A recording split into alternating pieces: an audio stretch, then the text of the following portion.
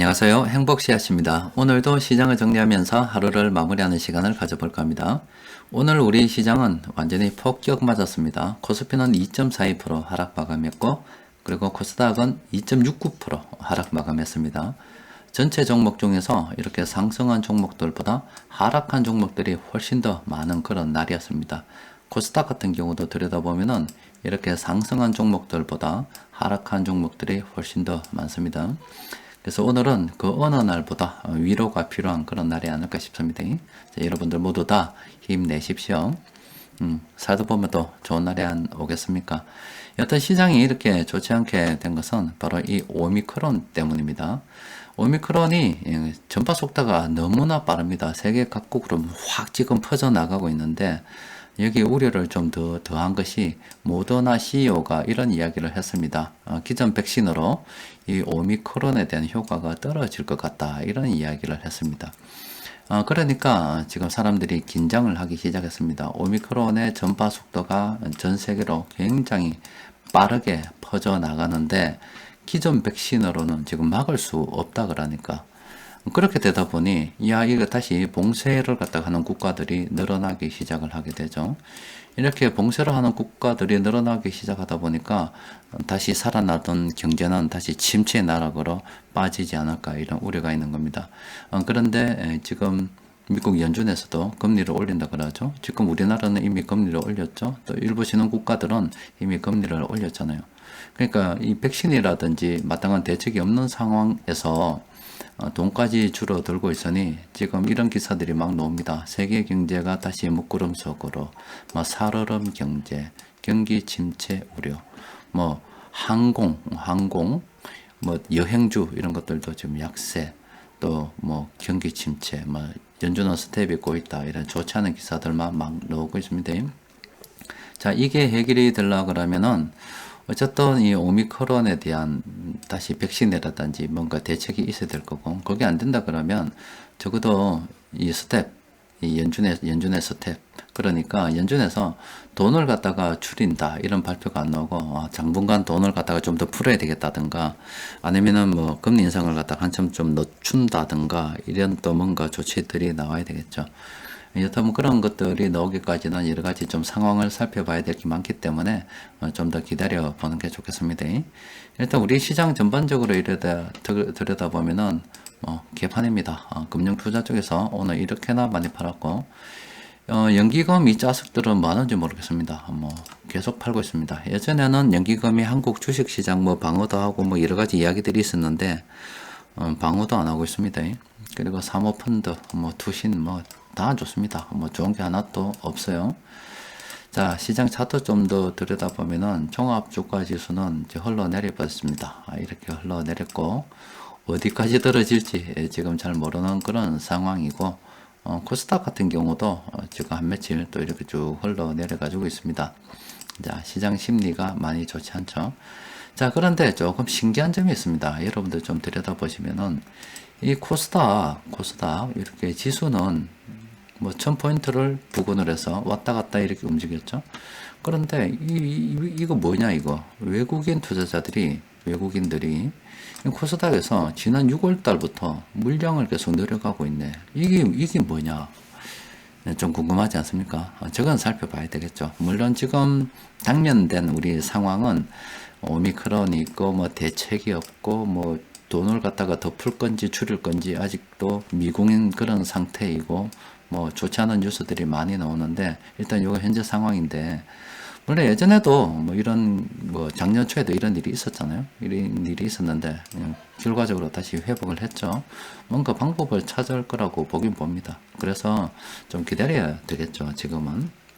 자, 그런데 하여튼 궁금한 거는 쟤들이 왜 샀나 이 말이야. 외국인 투자자들이 이 코스닥에서 왜 샀고 뭘 샀는지가 참 궁금하죠.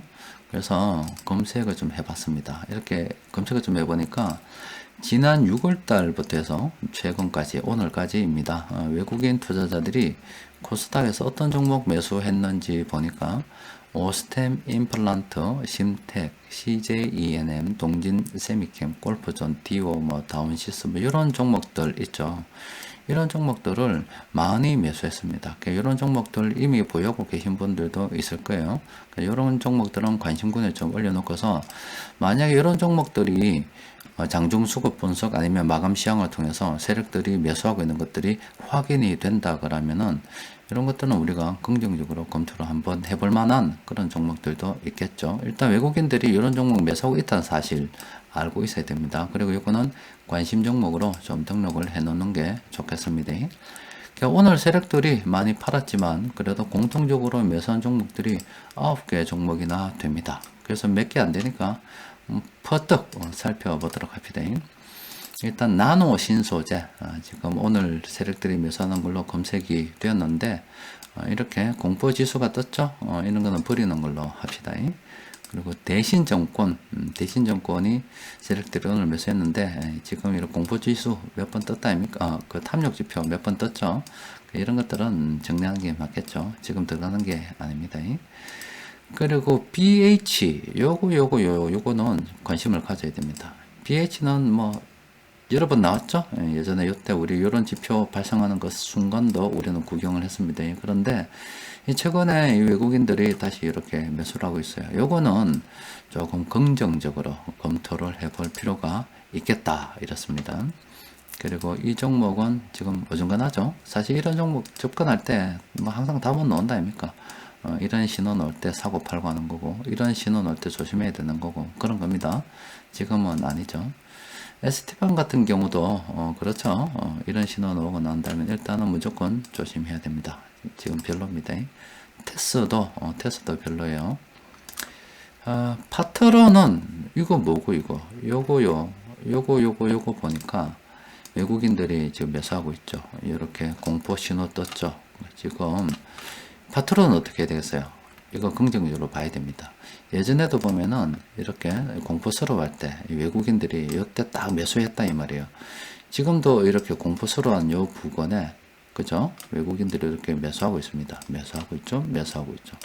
그러면은 이 예전과 같은 흐름을 기대하면서 외국인들이 들어왔다는 걸 지금 봤고 여러 가지 상황으로 볼 때 요거는 파트너는 긍정적으로 검토해 볼 필요가 있지 않을까 싶습니다. 한 두 종목 건졌다 그죠? BH하고 파트론하고. 그리고 이건 포스코 케미칼은 안 되죠. 지금 아닙니다. 들어가려 그러면 이럴 때 들어가야 돼요. 이런 거 사람들이 공포스러워 할 때 이럴 때 들어가야 됩니다.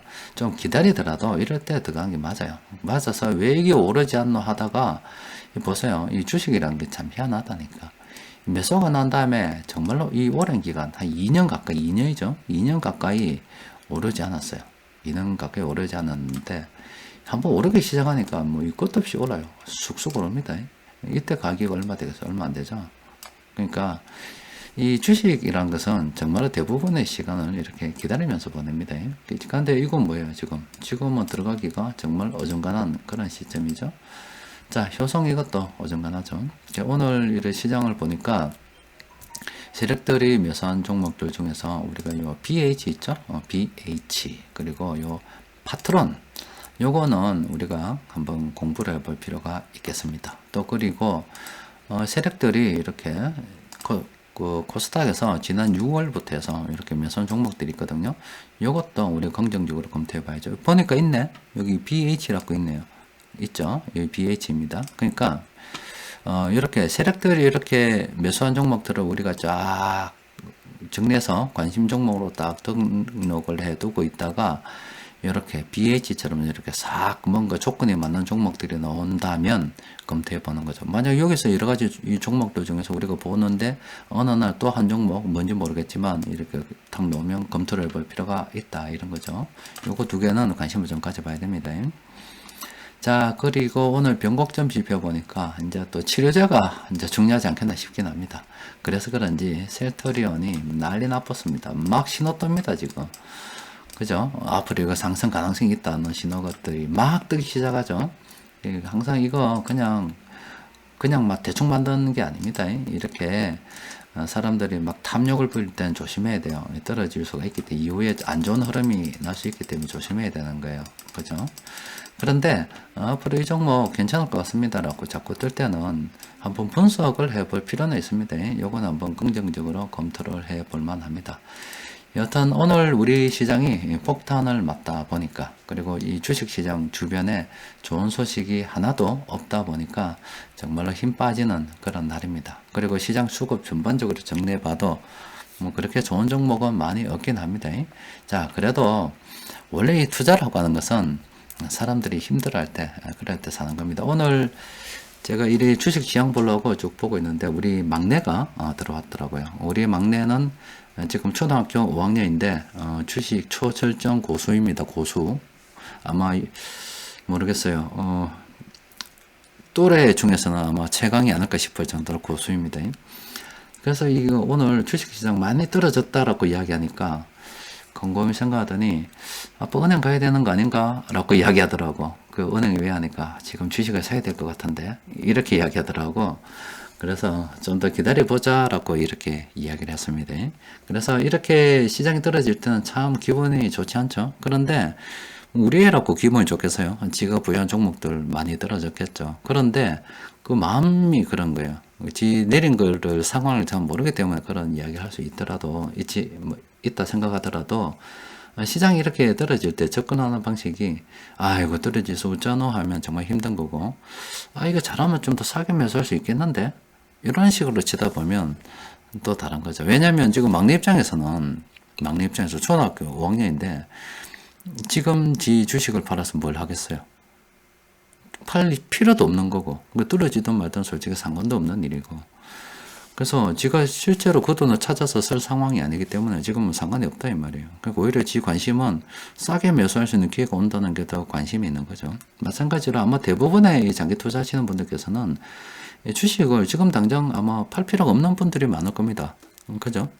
그러면은 앞으로 5년, 10년이라든지 좀 더 간다, 아니면 내 퇴직하고, 아니면 뭐 돈이 어느 정도 규모가 되면 내 그만둔다 생각하게 된다면, 아직은 들고 가는 입장이죠. 뭐 당장 뭐 좋아진다고 해서 내 당장 팔아가지고 뭐 모든 것을 다 정리할 만한 그런 상황은 아니다 아닙니까? 그러니까 그럴 때는 좀 더 싸게 매수할 수 있는 방법이 없을까? 뭐 이런 것들을 생각해 보는 게 사실은 좀 더 낫지 않겠습니까?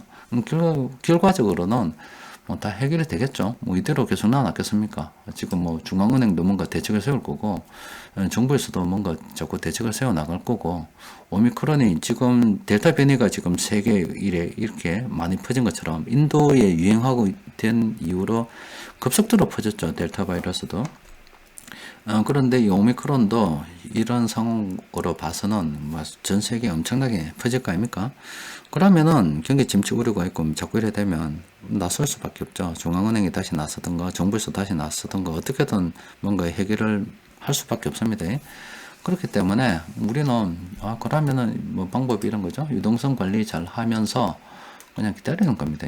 상황을 좀 더 지켜보는 거예요. 지켜보면서 지금 당장 매수할 게 아니기 때문에 우리 집에 막내 아들처럼 어떻게 하면 좀 더 싸게 매수할 수 있을까, 이렇게 생각하는 게 낫지 않을까 싶습니다. 자, 뭐 그래도 어쩌겠어요. 부여하는 종목도 떨어지면 힘 빠지는 건 뭐 사실이니까 끝으로 힘내라는 말씀 드리면서 마치도록 하겠습니다. 자, 이상입니다.